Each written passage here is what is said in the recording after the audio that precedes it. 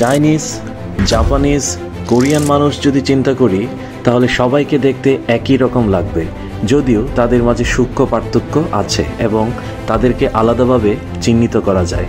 আবার ইউরোপের বিভিন্ন দেশের মানুষ দেখতে প্রায় একই রকম, একইভাবে মধ্যপ্রাচ্য ও আফ্রিকার মানুষ দেখতে একই রকম। আমরা যদি আমাদের নিজেদের দিকে দেখি তাহলে দেখা যাবে আমাদের অনেকে কালো, ফর্সা, শ্যামলা, আবার উচ্চতার দিক দিয়ে এক এক রকম। এর কারণ কি? এর কারণ হলো বাঙালি জাতি একটি সংকর জাতি।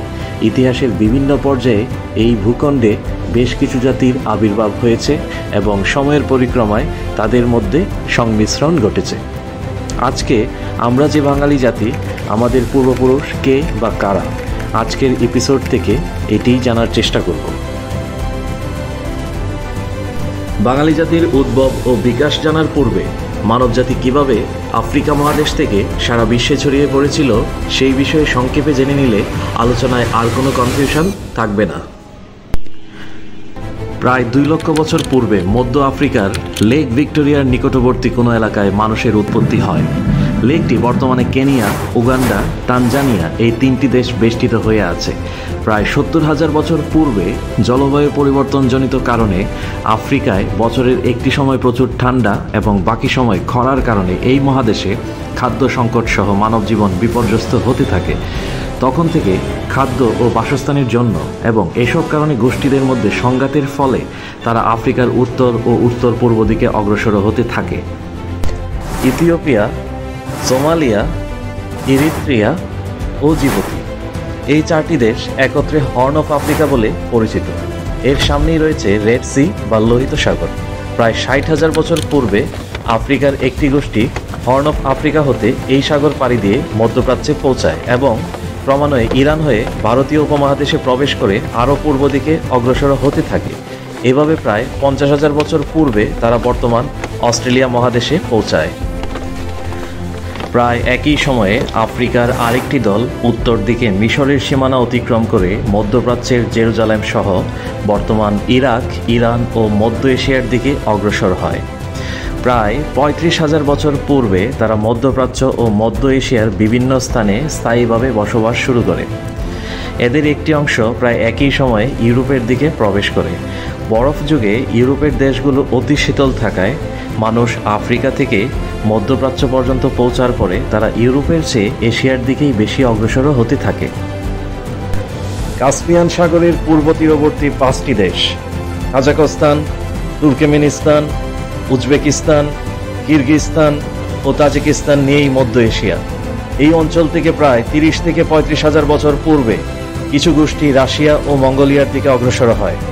রাশিয়ার উত্তর পূর্ব দিকের সাইবেরিয়ান অঞ্চল দিয়ে একটি গোষ্ঠী প্রায় 15,000 বছর পূর্বে আলাস্কা হয়ে উত্তর আমেরিকায় পৌঁছায়। পরবর্তী সময়ের সাথে সাথে তারা উত্তর আমেরিকা ও দক্ষিণ আমেরিকা মহাদেশ জুড়ে ছড়িয়ে যায়।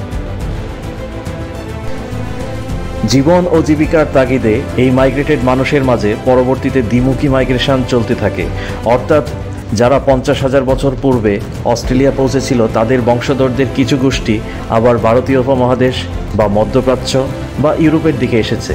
আবার যারা 40,000 বছর পূর্বে ইউরোপে স্থায়ী হয়েছিল তাদের কিছু গোষ্ঠী পরবর্তী সময়ে এশিয়ার দিকে এসেছে। মানবজাতির এরূপ মাইগ্রেশনে সময়ের সাথে সাথে বঙ্গ জনপদে অনেক গোষ্ঠীর আগমন ঘটে। ভাষা ও সংস্কৃতি নিয়ে গবেষণা করা নৃতাত্ত্বিকগণ বাঙালি জাতির উদ্ভব ও বিকাশকে 2টি ভাগে ভাগ করেছেন, আর্য ও অনার্য। প্রায় 4,000 বছর পূর্বে এই জনপদে আর্য জাতির আগমন ঘটে। এর পূর্বে যারাই এখানে এসেছে সবাইকে অনার্য বলা হয়ে থাকে। অনার্যদের প্রধান 4টি জাতি হল নেগ্রিটো, অস্ট্রিক, দ্রাবিড়, বোটোচিনীয় বা মঙ্গোলীয়। নেগ্রিটো বা নিগ্রো জাতির আবির্ভাব হয়েছিল আফ্রিকা মহাদেশ থেকে। 60,000 বছর পূর্বে যে গোষ্ঠীটি আফ্রিকা থেকে বের হয়ে এসেছিল তারাই মূলত নেগ্রিটো জাতি। তারা মধ্যপ্রাচ্য, ভারতীয় উপমহাদেশ, ইন্দোচীন হয়ে অস্ট্রেলিয়ায় পৌঁছানোর পথে কোনো এক সময় বঙ্গ জনপদে প্রবেশ করেছিল। প্রায় 10,000 বছর পূর্বে এই জনপদে তাদের অস্তিত্বের প্রমাণ পাওয়া যায়। বাংলাদেশের বর্তমান আরি উপজাতি ও ডোম সম্প্রদায়ের মধ্যে নেগ্রিটো জাতির বৈশিষ্ট্যের বেশ মিল পাওয়া যায়। আরি ইথিওপিয়ার একটি উপজাতি গোষ্ঠী। তাছাড়া আন্দামান নিকোবর দ্বীপপুঞ্জের অধিবাসীদের মধ্যেও নেগ্রিটো জাতির বৈশিষ্ট্যের বেশ মিল পাওয়া যায়। এলাকাটি দুর্গম হওয়াতে এখানে অন্য জাতির আগমন হয়নি, ফলে তাদের সাথে অন্য কোনো জাতির সংমিশ্রণ না হওয়ায় তারা আদি নেগ্রিটো জাতির বৈশিষ্ট্য বহন করে। এরপর বঙ্গীয় জনপদে আগমন ঘটে অস্ট্রিক জাতির। 50,000 বছর পূর্বে আফ্রিকার যে গোষ্ঠীটি অস্ট্রেলিয়া মহাদেশে পৌঁছেছিল তারাই অস্ট্রিক বা আদি অস্ট্রেলিয়ান জাতি। তাহলে অস্ট্রিক জাতিটির পূর্বপুরুষ দেখা যাচ্ছে নেগ্রিটো জাতি, কিন্তু দীর্ঘদিনের ভৌগোলিক পরিবেশ ও আবহাওয়ার ভিন্নতার কারণে শরীরে এক ধরনের প্রোটিনের উপস্থিতিতে এদের দৈহিক গঠন ও বর্ণে বেশ পরিবর্তন হয়। এভাবে সময়ের সাথে সাথে নেগ্রিটো ও অস্ট্রিকদের শারীরিক গঠন ও বর্ণে বেশ পরিবর্তন আসে। পরবর্তীতে এই আদি অস্ট্রেলিয়ান বংশধরদের একটি গোষ্ঠী বিপরীতমুখী মাইগ্রেশনে ভারতীয় উপমহাদেশের দিকে অগ্রসর হতে থাকে। এরা ইন্দোনেশিয়া, মালয়েশিয়ার দিকে এবং ক্রমান্বয়ে উত্তর পূর্ব দিকে অগ্রসর হয়ে থাইল্যান্ড ও ইন্দোচীন পৌঁছায়। বর্তমান ভিয়েতনাম, লাওস, কম্বোডিয়া এই 3টি দেশকে পূর্বে ইন্দোচীন বলা হতো। অস্ট্রিক জাতি ইন্দোচীন হতে মায়ানমার ও আসাম হয়ে প্রায় 6,000 বছর পূর্বে বাংলাদেশে প্রবেশ করে। পরবর্তী 1,000 বছরের মধ্যে তারা বাংলাদেশ, পশ্চিমবঙ্গ, বিহার, উড়িষ্যা থেকে সিন্ধু তীর পর্যন্ত নেগ্রিটোদের উৎখাত করে নিজেদের প্রতিষ্ঠিত করে। নেগ্রিটোদের কিছু সংখ্যক জনগোষ্ঠী অস্ট্রিকদের সাথে মিলিতভাবে বসবাস করে এবং বৃহৎ অংশ এই জনপদ ছেড়ে অন্যত্র দুর্গম এলাকায় চলে যায়। বাঙালি জাতির মূল অংশ এই অস্ট্রিক জাতি থেকেই গড়ে উঠেছে। অস্ট্রিক জাতি সর্বপ্রথম এদেশে কৃষিকাজ শুরু করে। বাংলাদেশের সাঁওতাল, বাশফোর, রাজবংশী প্রভৃতি উপজাতির মধ্যে অস্ট্রিক জাতির বৈশিষ্ট্যের বেশ মিল পাওয়া যায়। এরপর বঙ্গীয় জনপদে দ্রাবিড় জাতির আবির্ভাব হয়েছিল। এরা ভূমধ্যসাগরীয় অঞ্চল থেকে খাইবার গিরিপথ দিয়ে প্রায় 5,000 বছর পূর্বে ভারতবর্ষে প্রবেশ করে সিন্ধু নদীর তীরে সিন্ধু সভ্যতা তৈরি করে। সভ্যতায় তারা অস্ট্রিক জাতি থেকে উন্নত বলে অস্ট্রিকদের উপর প্রভাব বিস্তার করে। আর্যদের আক্রমণে দক্ষিণ ভারতের দিকে চলে আসে।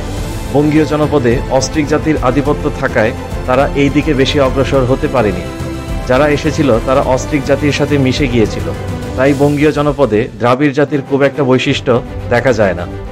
দক্ষিণ ভারতে এরা সংঘবদ্ধ থাকায় আর্যরা এখানে প্রভাব বিস্তার করতে পারেনি। বর্তমান দক্ষিণ ভারত ও শ্রীলঙ্কান জনগণ দ্রাবিড় জাতির অন্তর্ভুক্ত। প্রায় 35,000 বছর পূর্বে যে গোষ্ঠীটি কাস্পিয়ান সাগর সংলগ্ন মধ্য এশিয়ায় বসতি স্থাপন করেছিল তাদের বংশধরদের একটি গোষ্ঠী পরবর্তীতে মঙ্গোলিয়ায় পৌঁছায়। তাদেরকে বটুচিনীয় বা মঙ্গোলীয় বলা হয়। প্রায় 4,000 বছর পূর্বে বাংলাদেশের উত্তর পূর্বাঞ্চল দিয়ে এদের আগমন ঘটে। এরা মঙ্গোলিয়া থেকে চীনের তিব্বত, ভারতের 7 সিস্টার্স হয়ে বাংলাদেশে প্রবেশ করে। বর্তমানে চাকমা, মারমা, গারো, কাশিয়া, মণিপুরী উপজাতিগুলো মঙ্গোলীয় জনগোষ্ঠীর অন্তর্ভুক্ত। বাংলাদেশে বসবাসকারী উপজাতিদের বড় অংশই হচ্ছে মঙ্গোলয়েড। সর্বশেষ প্রভাব বিস্তারকারী গোষ্ঠী হল আর্য। প্রায় 4,000 বছর পূর্বে ককেশীয় অঞ্চলের সাদা বর্ণের আর্য গোষ্ঠী ইরান ও কাজাখস্তানের সীমান্তবর্তী ইউরাল পর্বতের দক্ষিণে কিরগিজ তৃণভূমি অঞ্চল হতে আফগানিস্তানের খাইবার গিরিপথ দিয়ে ভারতবর্ষে প্রবেশ করে। প্রথমে তারা উত্তর ভারতের সীমান্তবর্তী অঞ্চল ও পাঞ্জাবে বসতি স্থাপন করে। উপমহাদেশে আগমনের অন্তত 1400 বছর পরে তারা বঙ্গভূখণ্ডে পৌঁছায়। এদেশে আর্যদের আগমনের পূর্বে এ অঞ্চলে নেগ্রিটো, অস্ট্রিক ও দ্রাবিড় সম্প্রদায়ের বসবাস ছিল। স্থানীয় অধিবাসীদের সাথে নিয়ন্ত্রণ প্রতিষ্ঠার লড়াইয়ে আর্যগণ সাফল্য লাভ করে এবং বঙ্গভূখণ্ড দখল করে নেয়। পরবর্তীতে অনেক আর্য পুরুষ অনার্য নারী সঙ্গী গ্রহণ করে স্থানীয় জনগোষ্ঠীর সাথে মিশে যায়। মঙ্গোলীয়রা মূলত পাহাড়ি এলাকায় থাকায় আর্যদের সাথে তেমন একটা সংমিশ্রণ হয়নি। বাংলায় আর্য যুগের পতন হয় সেন বংশের শেষ রাজা লক্ষ্মণ সেনের পতনের মধ্য দিয়ে। 1206 খ্রিস্টাব্দে তুর্কি সেনাপতি ইখতিয়ার উদ্দিন মুহাম্মদ বখতিয়ার খলজির হাতে লক্ষ্মণ সেন পরাজিত হলে বাংলায় মুসলিম শাসন শুরু হয়। পরবর্তীতে মুঘল, পর্তুগিজ, ফরাসি ও ইংরেজদের দীর্ঘ শাসনামলে তাদের সাথেও বেশ সংমিশ্রণ হয়েছে, কিন্তু এই সংমিশ্রণ পুরো জনপদ জুড়ে বিস্তৃত ছিল না। মূলত বঙ্গীয় জনপদে নেগ্রিটো, অস্ট্রিক, দ্রাবিড় ও আর্য জাতির সংমিশ্রণই বেশি হয়েছে। দৈহিক গঠন, সংস্কৃতি ও ভাষা বিশ্লেষণ অনুযায়ী এই জনপদে অস্ট্রিক জাতির প্রাধান্য পাওয়া যায়।